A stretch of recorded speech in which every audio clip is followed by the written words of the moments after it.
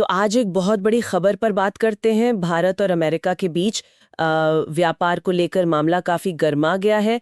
हमारे पास एक विश्लेषण है जो इसे 2025 की सबसे बड़ी आर्थिक टकराहट तक कह रहा है। जी हाँ। बात यह है कि अमेरिका ने अचानक ही भारत से आने वाले कई सामानों पर टैरिफ जो आयात शुल्क होता है वो बढ़ा दिया है। और वो भी सीधा 50% तक। हाँ, करीब करीब दोगुना, 50%। आखिर ये हो क्यों रहा है और इसके मायने क्या हैं? चलिए इसी पर थोड़ी गहराई से बात करते हैं। हाँ, ये कदम वाकई बहुत बड़ा है।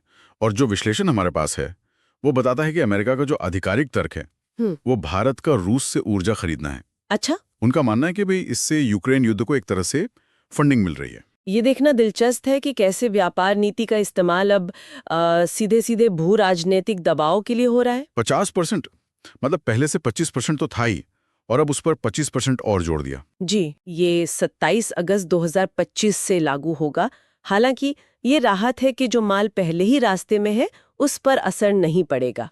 भारत ने क्या कहा है इस पर? कोई प्रतिक्रिया आई है? हाँ, बिल्कुल आई है। भारत ने इसे साफ शब्दों में चुनिंदा और अनुचित बताया है। सरकार का मानना है कि ये कदम विश्व व्यापार संगठन मतलब WTO के नियमों के खिलाफ जाता है। और विश्लेषण के मुताबिक भारत कह रहा है कि भाई ऊर्जा खरीदना तो हमारा संप्रभु अधिकार है। सही बात है। और अब भारत WTO में शिकायत करने की सोच रहा है और शायद जवाबी टैरिफ भी लगाए। अच्छा, तो दोनों तरफ से तेवर काफी सख्त है। लेकिन ये बयानबाजी और बढ़े हुए टैरिफ, इनका असल असर कहाँ पड़ेगा? कौन झेलेगा इसे? जाहिर है कीमत तो किसी न किसी को चुकानी होगी। बिल्कुल, असर तो कई स्तरों पर पड़ने की उम्मीद है। विश्लेषण यही कहता है कि भारत के जो निर्यातक हैं, खासकर कपड़ा, स्टील, ऑटो पार्ट्स वाले, हाँ, उन्हें मुश्किल हो सकती है। उनके ऑर्डर कम हो सकते हैं, मुनाफा घट सकता है। और अमेरिका में? और दूसरी तरफ अमेरिका में जो उपभोक्ता हैं, उनके लिए भारत से आने वाला सामान महंगा हो जाएगा, जैसे ऑटो पार्ट्स हैं, कपड़े, फर्नीचर, यहाँ तक कि मसाले भी। हो, मसाले भी? जी, तो इससे वहाँ महंगाई का दबाव और बढ़ सकता है। हाँ, और ये महंगाई वाली बात तो अमेरिका के लिए वैसे भी अहम होगी, अर्थव्यवस्था पर नजर रखते हुए। और क्या रिश्तों पर भी असर पड़ेगा?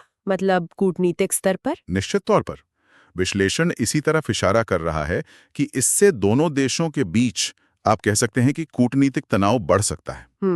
और यहाँ तक कि जो रक्षा और टेक्नोलॉजी जैसे जरूरी क्षेत्रों में साझेदारी बन रही थी, उस पर भी एक नेगेटिव असर पड़ने का खतरा है। ये तो दायरा काफी बड़ा लग रहा है।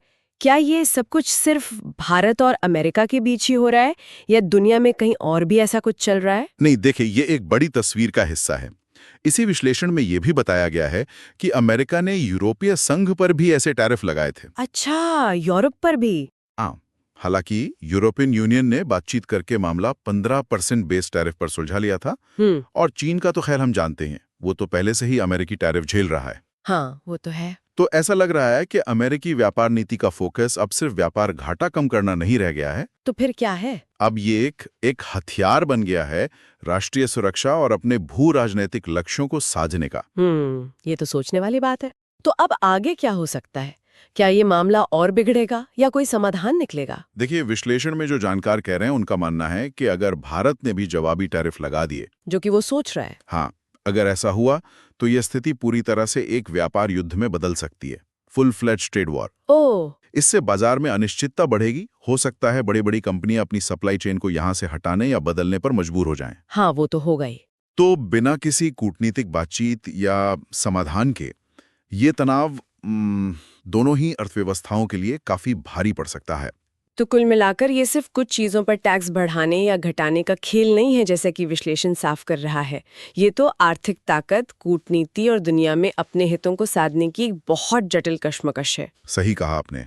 और यहाँ सबसे महत्वपूर्ण बात शायद यही निकल कर आती है कि कैसे आज के समय में जो ग्लोबल ट्रेड है वो सिर्फ इकोनॉमिक्स के नफे नुकसान के हिसाब से नहीं चल रहा, बल्कि ये अब जियोपॉलिटिक्स और नेशनल सिक्योरिटी जैसे मुद्दों से बहुत गहराई से जुड़ गया है। पहले शायद इतना सीधा लिंक नहीं दिखता था। बिल्कुल।